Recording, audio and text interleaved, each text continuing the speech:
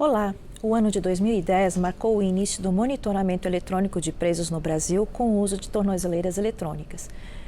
Elas monitoram em tempo real e integral os custodiados. No entanto, falta efetividade à fiscalização dos dispositivos em caso de violação das regras de uso. Pensando em aperfeiçoar o sistema de monitoramento, é que o deputado Coronel Ulisses, do União do Acre, apresentou o projeto de lei número 700 de 2023, que altera o Código de Execução Penal para que o gerenciamento do monitoramento eletrônico de custodiados seja realizado pela Polícia Penal. Deputado, seja muito bem-vindo. Muito obrigado, Cristiane. É uma honra poder estar falando sobre esse assunto, que eu entendo que é de alta relevância para a sociedade, que pensa em algum momento que aquelas pessoas que deveriam estar presas, mas que foi concedido benefício de estar fora do cárcere, mas dentro de um controle da justiça, a ideia que a sociedade tem é que eles estão realmente sendo controlados, fiscalizados. Na verdade, não é o que acontece na prática. Deputado, quais são então os principais problemas desse sistema de monitoramento eletrônico que faz com que tenha essa sensação de que eles não estão realmente sendo observados e acompanhados? Na verdade, o sistema em si, o software, o rádio, ele funciona bem. O uso dele, a gente não tem do que reclamar. Ele funciona da seguinte forma: a pessoa é colocada a tornozeleira e tem um centro de controle de monitoramento que verifica, tem a luzinha lá azulzinha, que ele está dentro do limite que foi estabelecido, né, pela própria justiça. Quando ele rompe aquele limite, ele está quebrando o benefício. Então acende uma luzinha vermelha de que ele rompeu a área limite onde ele poderia estar. O problema é que, anteriormente, quando ele rompia, existia a possibilidade da polícia, não só a Polícia Penal, como qualquer órgão que pertence à segurança pública, ele poderia pegar e recolher aquele apenado, trazia para o recolhimento dentro do presídio, informava a justiça e, a partir daí, a justiça tomava alguma decisão a respeito do que faria. Ocorre que o CNJ, no meu entendimento, ele legislou a respeito, não caberia ele legislar a respeito, porque isso cabe à Câmara, ao Congresso, de modo geral, e eles criaram uma resolução 412, estipulando que esse procedimento da polícia não poderia mais ser feito. Então, a polícia apenas pode ligar, quando ele sai daquele limítrofe, e dizer, ou admoestar, ou advertir para que ele retorne. E se ele não quiser retornar, ele não retorna. E com isso ele está, logicamente, desobedecendo a ordem judicial.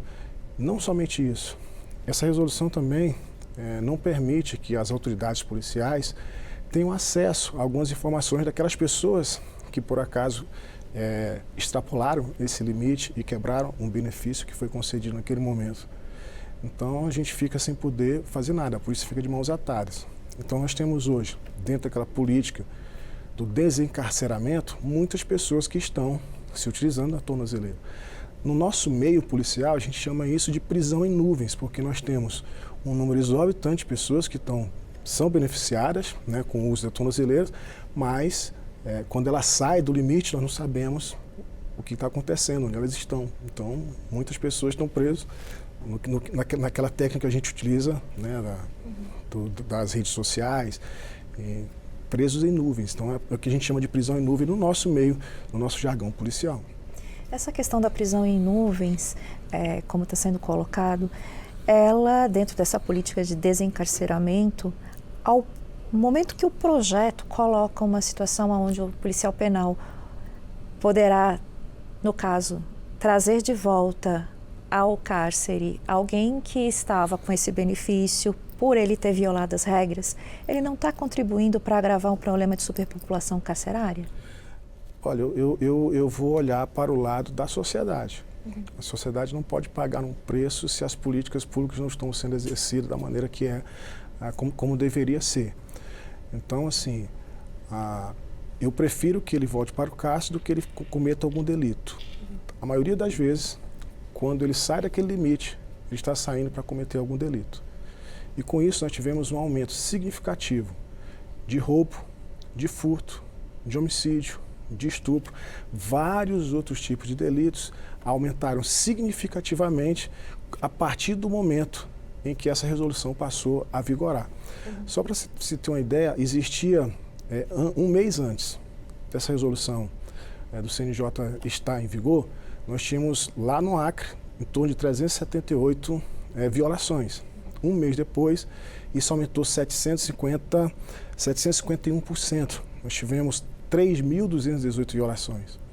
E com isso também nós verificamos que aumentou em mais de 30% todos os crimes desse tipo de delito que eu acabei de mencionar. Deputado, para encerrar, essa questão do acesso irrestrito em tempo real aos dados do sistema de monitoramento, no caso, tanto o georreferenciamento quanto as informações a respeito dos deslocamentos que foram feitos pelos custodiados, tornaria mais efetiva realmente a justiça? Com certeza. Na verdade, tornaria efetivo a justiça, porque nós teríamos condições de recolher aquela pessoa e no tempo mais hábil, né, e mais rápido possível, aquela pessoa poderia fazer a justificação, porque existe a audiência de justificação, que hoje, no modelo atual, vai ocorrer após 4, 5, 6 meses, quando na verdade deveria ocorrer nos moldes do que ocorre com a audiência de custódia. Assim que possível, no dia seguinte, ele faria a justificação de qual razão que ele violou aquele benefício.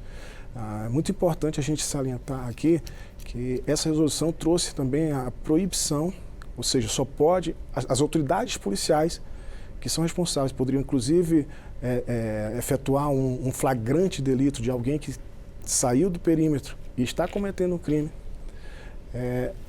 Essas pessoas não podem, as autoridades policiais não podem acessar as informações dessas pessoas em tempo real, em tempo integral, porque a resolução exige que tenha uma ordem judicial, o que demanda muito tempo. Às vezes um delegado, às vezes um oficial que está no centro de controle, lá a gente chama de CIOSP, Centro de Controle de Segurança Pública, ou alguns outros locais tem alguma outra definição, algum outro nome, mas aquelas pessoas que estão responsáveis por receber uma chamada do 190, uma chamada de emergência, elas estão impedidas de atuar nesse tipo de situação. Quando na verdade poderia, muitas vezes, alguém que está cometendo um delito e está com a tornozeleira, poderia ser muito bem flagranteada naquele momento, né, e levada para poder responder pelo crime que está cometendo, e logicamente quem ganha com isso seria a sociedade. Deputado, eu queria agradecer muito a sua participação e desejar muito sucesso à sua iniciativa. E a você de casa, muito obrigado pela audiência e até o próximo Palavra Aberta.